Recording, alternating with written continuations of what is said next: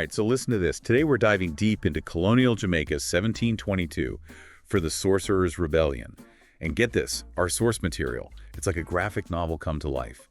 Magic and history, all rolled into one.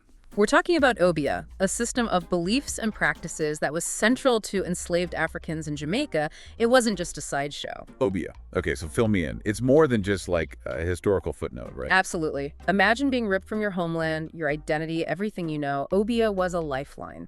Healing, resistance, a way to connect with something bigger than themselves in the midst of this immense oppression. It's like holding on to your sense of self when everything's trying to tear you down. Powerful stuff. But something tells me the British colonizers weren't too happy about it. Catch on quick. Jamaica in 1722, it was a tinderbox, right?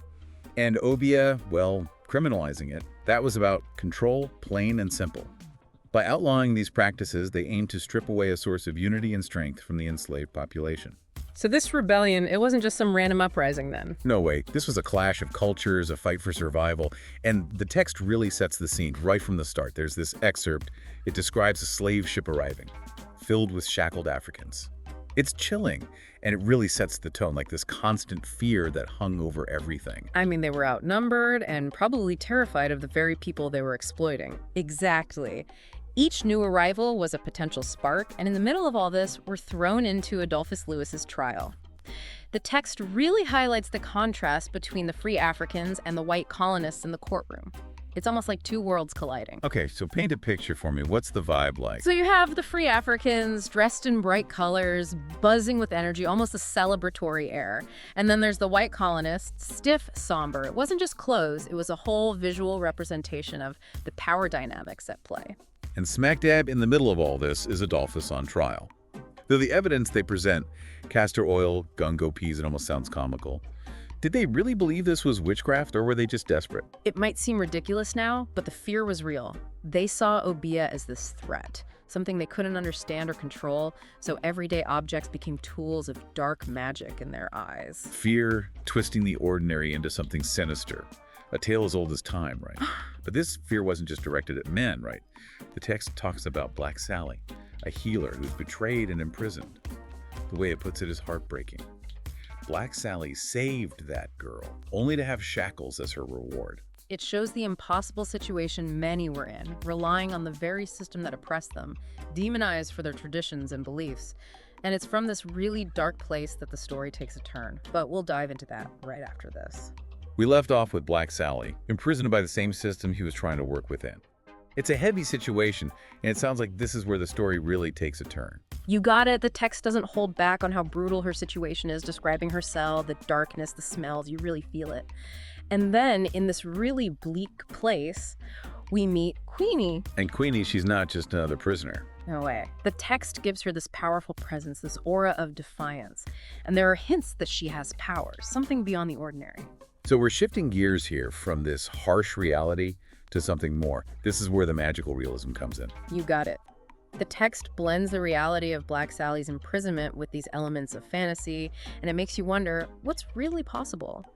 The story finds its strength in that space between what's real and what could be. So what can Queenie do? How does this power show itself?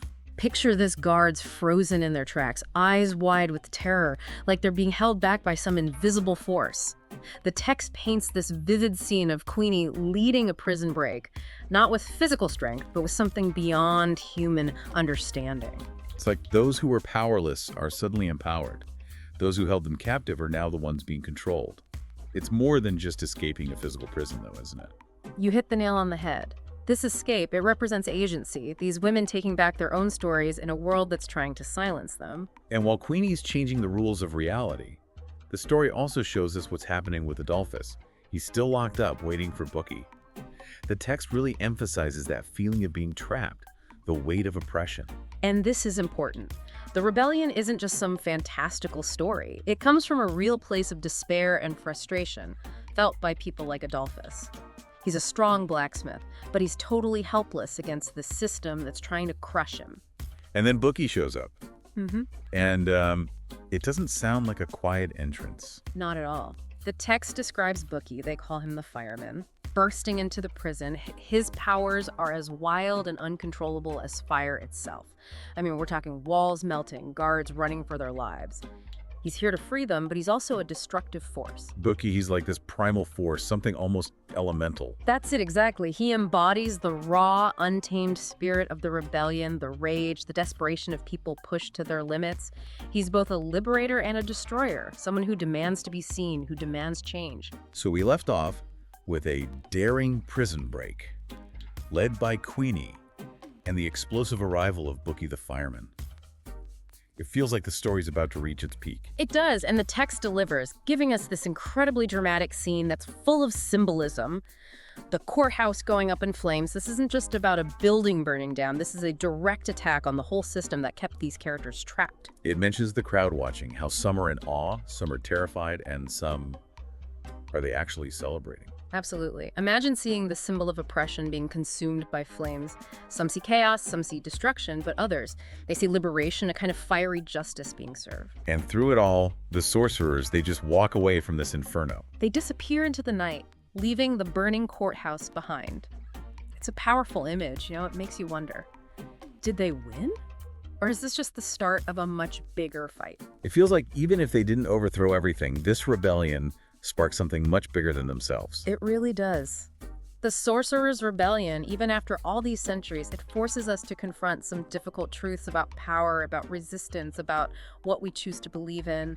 It makes us question what's real and acknowledge the power of people uniting for a cause, even when all the odds are stacked against them. And the fact that the story blends history with magical realism just makes it resonate even more. Exactly. The text isn't just reciting historical facts, it's using magical realism to explore what it means to be resilient, to hold on to hope, to keep believing, even when the world's trying to take that away from you. So where does this all leave us? What can we take away from this rebellion that still speaks to us today?